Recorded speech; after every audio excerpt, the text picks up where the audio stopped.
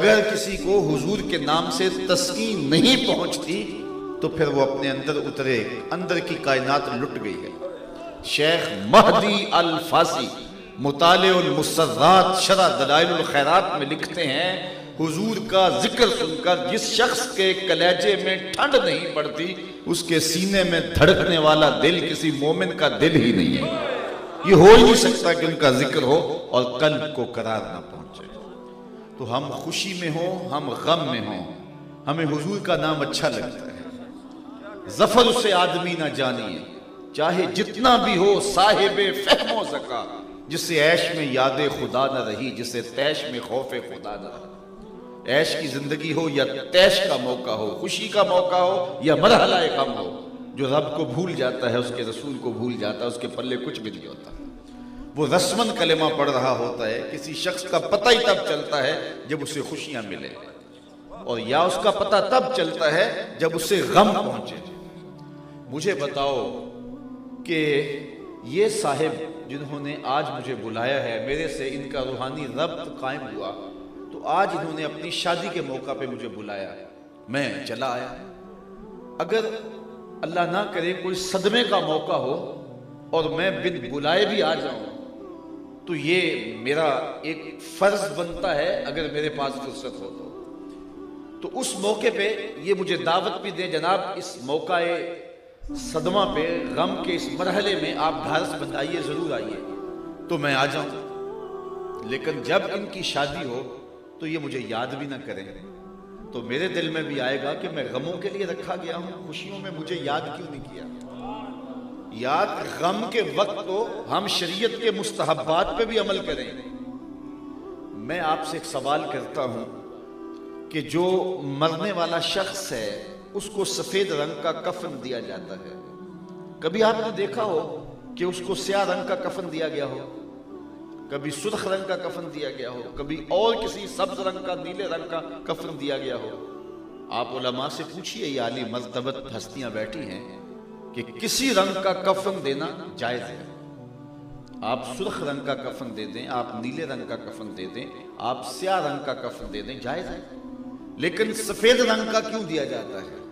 اس لیے کہ میرے حضور نے فرمایا کہ اپنی مسجدوں کو سفید رنگ سے زینت دو اور اپنے مردوں کو کفن سفید رنگ سے دو۔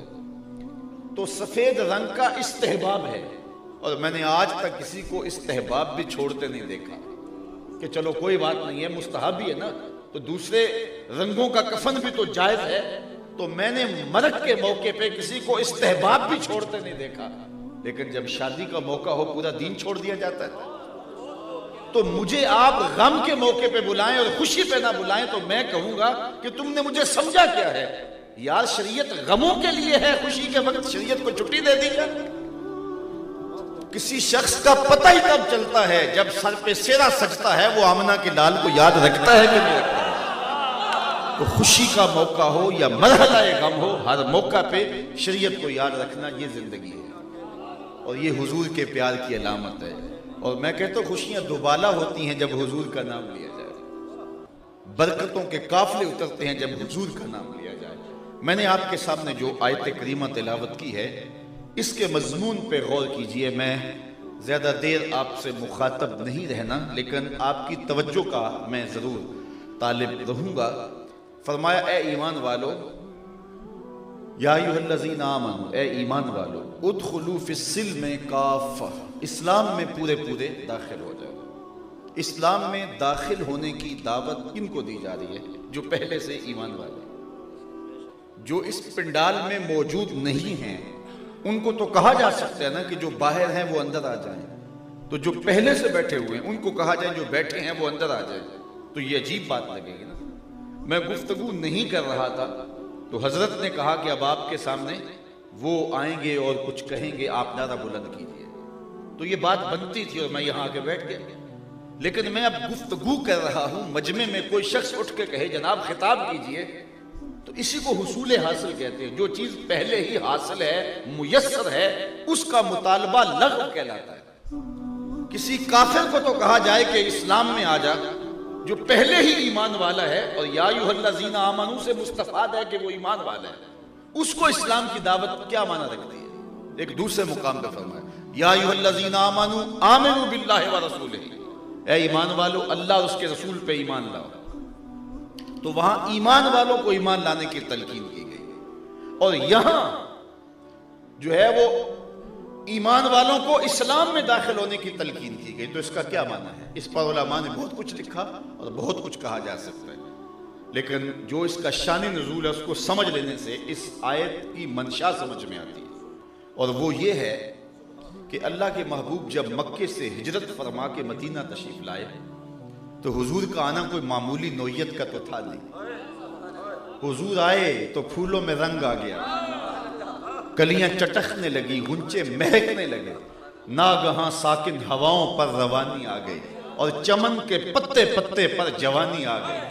ایک عجیب رنگ تھا. طلع البدر علینا کے نغمے تھے. مورخ اسلام فی جلندری نے کیا نقشہ کھینچا. جنوبی سمت سے اٹھا ایک نوری غبار آخر، جنوبی سمت سے اٹھا ایک نوری غبار آخر، سواد شہر میں داخل ہوا ناکا سوار آخر. نبوت کی سواری جس طرف سے ہو کے جاتی تھی، درود و نعت کے نغمات کی آواز آتی تھی. زباں پہ اشرق البدر علینا کی صدائیں تھی، دلوں میں ما دعا للہ دائی کی دعائیں تھی. کہیں معصوم ننھی بچیاں تھی، دف بجاتی تھی، رسول پاک کی جانب اشارے کر کے گاتی تھی، اور کہتی کیا تھی؟ ہم ہیں بچیاں نجار کے عالی گھرانے کی، خوشی ہے آمنہ کے لال کے تشریف لانے. عجیب رنگ تھا. حضور ناکا پہ سوار ہیں، لوگ گھروں کو سجائے منتظر تھے. سواری گزرتی، دست بستہ عرض گزار ہوتے، ہلم الینا یا رسول اللہ الی العدد والعدت والمنع. حضور ہمارے گھر آ جاؤ، بڑے کھلے گھر ہیں، 4 مہمان آئے سنبھال لیں گے. حضور ہمارے پاس اسلحے بھی ہیں، کسی نے حملہ کیا توڑ کے رکھ دیں گے، ہمارے گھر آئیں. اب مجھے بتاؤ، بہت سارے چاہنے والے ہوتے تو پھر بڑا مشکل ہوتا ہے. میں کسی شہر میں جاتا ہوں تو کوئی ادھر سے کھینچ رہا ہوتا ہے، کوئی ادھر سے کھینچ رہا ہوتا ہے. اب ہر شخص بے پناہ محبت کرنے والا ہوتا ہے، تو میں کیا کہتا ہوں؟ میں کہتا ہوں یہ امتیاز صاحب جانے اور آپ جانے، میں تو فارغ ہو جاتا ہوں. اس لیے کہ اب کس کا دل توڑا جائے اور کس کا دل رکھا جائے. 2 4 10 آدمیوں کو تو وقت دیا جا سکتا ہے. اب جب سارے پلکیں بچھائے کھڑے ہوں اور حضور کے آگے عرض کرتے ہیں ہلم الینا یا رسول اللہ، لیکن حضور نے کیا کیا؟ اونٹنی کی مہار اس کی گردن پہ ڈال دی اور فرمایا خلوا سبیلھا ناقتی مامورۃ من اللہ، اس کی راہیں چھوڑ دو، میری اونٹنی اللہ کے حکم کی پابند ہے، جہاں یہ بیٹھے گی میں وہیں رکوں گا. اللہ اکبر. اچھا، عالی مرتبت علماء کی ضیافت طبع کے لیے ایک روایت عرض کرنے لگا ہوں. سبل الہدیٰ والرشاد کے اندر امام صالحی نے اس کو لکھا کہ جب اونٹنی گزری نا بنو نجار کے محلے سے، تو یہ حضور کے ننیال تھے، تو انہوں نے بھی دعوت پیش کی. ذرا ان کے دعوت کے لفظ سنیے. اللہ اکبر. انہوں نے کہا ہلم الی اخوالک یا رسول اللہ الی العدد والعدت والمنع.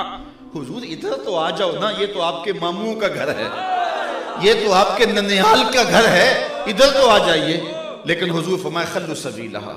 پھر کیا ہوا کہ سہل اور سہیل 2 یتیم بچے تھے اور ان کی خالی جگہ پڑی ہوئی تھی. لوگ وہاں کھجوریں خشک کر کے چوہارے بنایا کرتے تھے. اونٹنی جا کے وہاں بیٹھ گئی. نیویں آندھا پرونا ہے میرا نبی، کوٹھیاں تے چڑھے ویخ دے رہ گئے. اللہ اکبر. قریب ترین مکان حضرت ابو ایوب انصاری کا تھا رضی اللہ تعالیٰ عنہ کا. وہ جلدی سے آئے، سامان اتارنے لگے. اونٹنی کو اٹھایا جانے لگا تو کہا حضور اب تو بیٹھا رہنے دے سے، اب تو میرے بخت جاگ پڑے. پھر گھر لے گئے تو کیفیت کیا تھی، کہیں جو ہے وہ حسن زائل نہ ہو جائے. تو میں ترجمہ نہیں کروں گا، فارسی کا لطف لے لینا. پھر جب حضور ان کے گھر تھے تو ان کی کیفیت کیا تھی. امروز شاہ شاہاں مہمان شدست و مارا، امروز شاہ شاہاں مہمان شدست و مارا، جبریل با ملائک درباں شدست و مارا. کیا رنگ تھی، کیا کیفیت تھی. اب حضور جب مدینہ شریف میں آئے، حضرت انس کہتے ہیں میں 7 سال کا بچہ تھا، میں نے دیکھا کہ مدینے کی گلیاں چمک رہی ہیں، اتنا